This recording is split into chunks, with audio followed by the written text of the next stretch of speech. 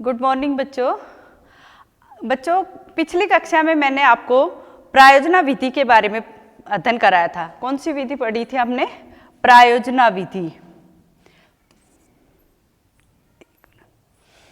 प्रायोजना विधि, प्रायोजना विधि क्या होती है? प्रायोजना विधि का क्या अर्थ है?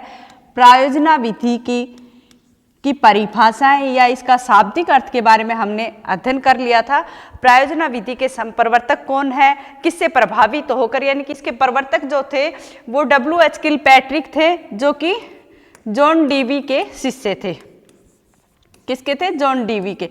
तो जॉन डीवी की जो एक विचारधारा थी प्रयोजनवाद से प्रभावित होकर किलपैट्रिक ने प्रायोजना विधि का प्रतिपादन किया था। इसलिए प्रोजेक्ट मेथड के जो जनक हैं वो किसको माना जाता है? किलपैट्रिक को माना जाता है। और इसके जो सोपान थे उनके बारे में भी हमने अध्ययन कर लिया था। किलपैट्रिक के अनुसार प्रायोजना विधि कितने प्रकार की होती है? 4 प्रकार की। उसके बारे में भी हमने बातें कर ली थी। और किस तरह से किसी कक्ष में बच्चों को प्रायोजना विधि के माध्यम से किस तरह से शिक्षण करवाना है या सिखाना है, तो उसके बारे में हमने बातें कर ली थी। यानी कि पद और सोपान के बारे में भी हमने बातें कर ली थी। अब हम आज प्रायोजना विधि के आधारभूत सिद्धांतों के बारे में बात करेंगे। यानी कि शिक्षण के जो सिद्धांत होते हैं तो उसके अंदर सभी विधियों के अपने अपने सिद्धांत होते हैं। तो आज का अपना टॉपिक क्या होगा? प्रायोजना विधि के आधारभूत सिद्धांत। प्रायोजना विधि के आधारभूत सिद्धांतों के बारे में आज हम अध्ययन करेंगे। ठीक है। प्रायोजना यानी कि शिक्षण विधि में बहुत सारे सिद्धांतों का पालन किया जाता है। अभी सर ने आपको पढ़ाया था शिक्षण के आधारभूत सिद्धांत, शिक्षण के सिद्धांत, और उनमें से प्रायोजना विधि के सिद्धांत कौन से होते हैं उनके बारे में हम अध्ययन करेंगे। सबसे पहला मैं बताऊंगी कि प्रायोजना विधि का सबसे प्रथम सिद्धांत, यानी कि इस विधि से पढ़ाने के लिए, इस विधि से शिक्षण करवाने के लिए हम किस उद्देश्य किस सिद्धांत का पालन करते हैं। तो सबसे पहला जो सिद्धांत है वो है उद्देश्य पूर्ण सिद्धांत। उद्देश्य पूर्णता का सिद्धांत क्या है? उद्देश्य पूर्णता का सिद्धांत। अब ये क्या होता है कि भाई कोई भी विषय वस्तु अगर हमें पढ़ानी है या कक्षा में बच्चों को कुछ सिखाना, तो उसका कोई ना कोई उद्देश्य जरूर होता है। चाहे वो एक बालक के व्यवहारगत परिवर्तन लाने के लिए, और कहते हैं कि अपेक्षित व्यवहारगत परिवर्तन जो है एक बच्चे के शिक्षण के माध्यम से होता है, अधिगम के माध्यम से होता है। तो हम जो बच्चों को सिखाएंगे उसका अपना कोई ना कोई उद्देश्य जरूर होता है। तो प्रोजेक्ट मेथड जो है वो उद्देश्य पूर्णता के सिद्धांत पर निर्भर है। यानी कि जो भी विषय वस्तु, जो भी हम प्रोजेक्ट मेथड के माध्यम से समझाएंगे उसका अपना एक सिद्धांत होता है, उद्देश्य पूर्णता। ठीक है। उसका कोई ना कोई कार्य को करने का कोई ना कोई उद्देश्य जरूर होता है। दूसरा सिद्धांत है, प्रायोजना विधि का दूसरा सिद्धांत है उपयोगिता का सिद्धांत। क्या है? उपयोगिता का सिद्धांत। उपयोगिता का सिद्धांत भी कैसी भी विषय वस्तु हो वो ऐसी हो जो बच्चों के काम आ सके, उसका कोई ना कोई उपयोग हो। जैसे वैसे भी प्रोजेक्ट मेथड जो है वो भारत में महात्मा गांधी की बेसिक शिक्षा के ऊपर आधारित है। बेसिक शिक्षा जो बुनियादी शिक्षा या बेसिक शिक्षा जो एक बच्चे को रोजगार संपन्न बना सके, एक बच्चे को शिक्षण प्राप्त करने की कोई ना कोई उपयोगिता जरूर है। तो प्रोजेक्ट मेथड जो है उसकी अपनी एक उपयोगिता होती है कि बच्चे को जो विषय वस्तु लर्न कराई जाती है, सिखाई जाती है, उसका अपना एक उपयोग होना चाहिए। चाहे वो अपने पाठ्यक्रम से संबंधित हो या बच्चों के किसी प्रकार के शिक्षण से संबंधित हो, चाहे उनके ज्ञानात्मक विकास से संबंधित हो, चाहे उनके सामाजिक विकास को, चाहे उनके शारीरिक और मानसिक विकास की बात हो, तो उस विषय वस्तु का यानी कि प्रोजेक्ट मेथड के माध्यम से जो विषय वस्तु का अध्ययन कराया जाएगा उसका अपना उपयोग होनी चाहिए, यानी कि उसकी उपयोगिता होनी चाहिए। तीसरा जो सिद्धांत है वो हम मानेंगे कि क्रियात्मकता का सिद्धांत। क्रियात्मकता का सिद्धांत ये कैसे होता है? क्योंकि प्रोजेक्ट मेथड में आपने पढ़ा था कि बच्चा करके सीखता है, क्रिया के द्वारा सीखता है। किसके द्वारा सीखता है? मैंने आपको बताया था कि लर्निंग बाय डूइंग, करके सीखता है। और एक मैंने बताया था आपको, लर्निंग बाय एक्टिविटी,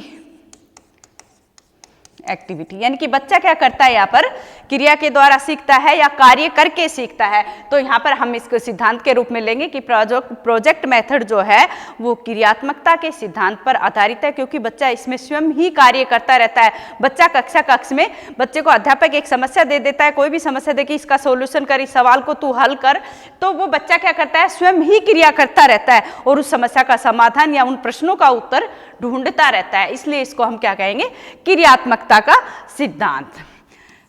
चौथा जो सिद्धांत है वो है वास्तविकता का सिद्धांत। वास्तविकता का सिद्धांत,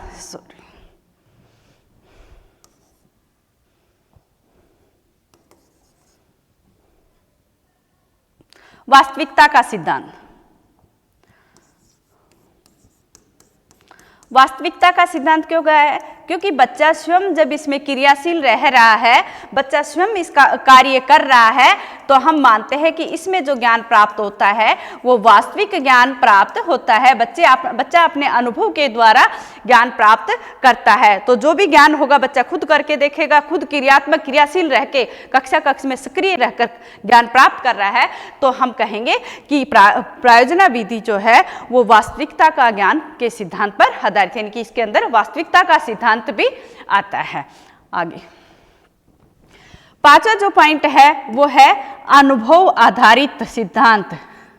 अनुभव पर आधारित या अनुभव का सिद्धांत, अनुभव का सिद्धांत, या कहें कि अनुभव पर आधारित ज्ञान का सिद्धांत कहेंगे। अनुभव पर आधारित किस तरह है, अनुभव पर आधारित किस तरह, क्योंकि अनुभव कब होता है, जब बच्चा खुद कार्य करता है। तो बच्चा क्या कर रहा है, खुद क्रियाशील है, खुद सक्रिय है और खुद ही अपने निष्कर्षों को निकाल रहा है। यानी कि बच्चा अपनी योजना भी खुद बनाता है और खुद उस योजना के माध्यम से वो निष्कर्ष पर भी पहुंचता है। तो इसलिए कहा जाता है कि इसमें होने वाला ज्ञान जो है वो अनुभव पर आधारित है। इसलिए इस प्रायोजना विधि को हम अनुभव पर आधारित का सिद्धांत भी कह सकते हैं।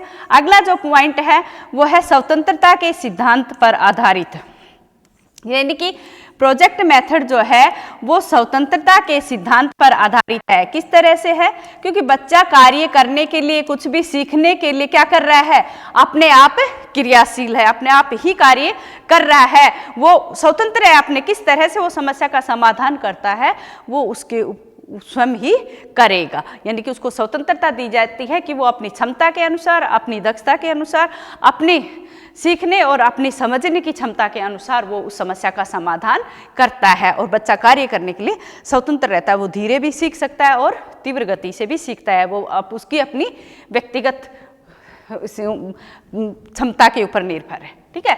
और अगला जो पॉइंट है स्वतंत्रता के सिद्धांत के बाद अगला जो है वो है समन्वय का सिद्धांत। समन्वय का सिद्धांत, समन्वय का सिद्धांत क्यों है, क्योंकि इस शिक्षण के माध्यम से बहुत सारे जो विकास है बच्चे के अंदर, कौशल जो है वो विकसित हो रहे हैं। तो कहने का अर्थ है कि प्रोजेक्ट मेथड के माध्यम से एक विधि के साथ दूसरी विधि का भी, दूसरे विषय का भी ज्ञान बच्चे को प्राप्त होता है। यानी कि समन्वय का मतलब क्या है कि एक साथ, समन्वय का मतलब एक साथ, तो यानी कि कहने का अर्थ है कि जब बच्चा प्रोजेक्ट मेथड से सीखता है, अधिगम करता है, तो वो एक ही विषय पर नहीं बल्कि दूसरे जो उसके कौशल है वो भी विकसित होते हैं। यानी कि शारीरिक, मानसिक, सामाजिक और अगर देखें तो सहृदयता के गुण भी उसके अंदर विकसित होते हैं। और माना यह जाता है कि समन्वय के सिद्धांत का मतलब यहाँ पर यह होता है कि प्रोजेक्ट मेथड जो है वो एक बच्चे के अंदर एक विषय के साथ साथ दूसरे विषयों का भी अनुभव उसको होता जाता है। ठीक है, ये थे अपनी प्रोजेक्ट मेथड के सिद्धांत। एक बार फिर से रिपीट करती हूं। प्रोजेक्ट विधि के आधारभूत सिद्धांतों में सबसे पहले उद्देश्य पूर्णता का सिद्धांत। उद्देश्य पूर्णता का सिद्धांत किस लिए माना गया कि जो भी विषय वस्तु हो उसका शिक्षण कराने के लिए हमें कोई ना कोई उद्देश्य जरूर होता है, चाहे बच्चे में अपेक्षित व्यवहारगत परिवर्तन करना हो या बच्चे में किसी और दूसरी तरह का कौशल डेवलपमेंट करना हो, वहां पर कहने का अर्थ है प्रोजेक्ट मेथड का अपना एक उद्देश्य होता है। दूसरा पॉइंट था उपयोगिता का सिद्धांत। कैसी भी विषय वस्तु हो उसका कोई ना कोई उपयोग अवश्य है, चाहे वो कक्षा स्तर के अनुसार हो, चाहे बच्चों की IQ लेवल का हो। लेकिन इसका मतलब ये होता है कि इस विषय वस्तु का, इस प्रोजेक्ट मेथड से जो विषय वस्तु कराई जा रही है उसकी अपनी एक उपयोगिता होनी चाहिए। तीसरा जो है क्रियात्मकता का सिद्धांत, क्योंकि बच्चा स्वयं कार्य करता है, स्वयं ही निष्कर्ष निकालता है, स्वयं ही अपनी समस्या का समाधान करता है और बच्चा कक्षा कक्ष में सक्रिय रहता है, इसलिए माना जाता है कि प्रायोजना विधि जो है वो क्रियाशीलता के सिद्धांत पर निर्भर करती है। चौथा है वास्तविकता का सिद्धांत। वास्तविकता का सिद्धांत क्यों कहा गया है? क्योंकि बच्चा वास्तव में, वैसे भी जो अपनी प्रायोजना विधि की परिभाषा दी गई थी उसमें यही कहा गया था, W.H. किलपैट्रिक ने क्या कहा था कि जो सामाजिक वातावरण में रहकर पूर्ण संलग्नता के साथ किसी विषय का ज्ञान करना जो उद्देश्य पूर्ण हो, तो वास्तविकता का ज्ञान क्यों होता है? क्योंकि वो जीवन से संबंधित है, इसलिए उसको वास्तविकता का ज्ञान कहा गया है। यानी कि पूर्ण संलग्नता से वो ज्ञान प्राप्त करता है जो जीवन से संबंधित हो और जिसका अपना कोई उद्देश्य हो। ठीक है, नेक्स्ट है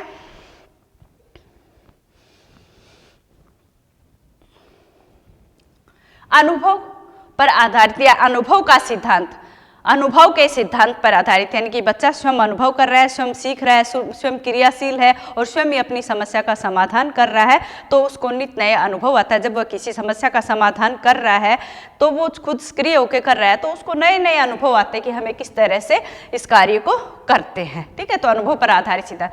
नेक्स्ट है स्वतंत्रता के सिद्धांत।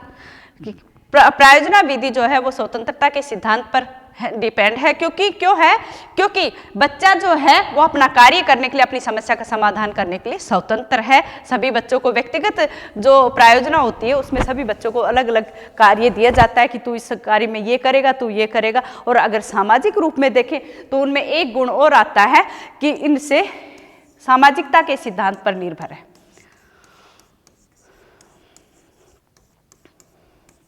सामाजिकता का सिद्धांत। सामाजिकता का सिद्धांत किस तरह है बेटा?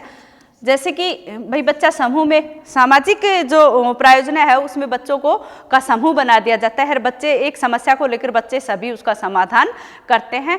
तो यहाँ पर कहते हैं कि सामाजिकता का गुण जो है वो बच्चों में विकसित होता है कि बच्चे एक दूसरे की सहायता करते हैं, समूह में रहना सीखता है, समूह में कार्य करना सीखता है। तो इसलिए इसको सामाजिकता का सिद्धांत भी कहा गया। और समन्वय का सिद्धांत ये कहा है कि एक विषय के साथ साथ दूसरे विषय, या फिर कहे कि एक बच्चे में एक कौशल के साथ दूसरे कौशल भी डेवलपमेंट हो रहे हैं, तो कहा जाएगा कि ये समन्वय के सिद्धांत पर आधारित विधि है। ये एक प्रायोजना विधि के आधारभूत सिद्धांत है।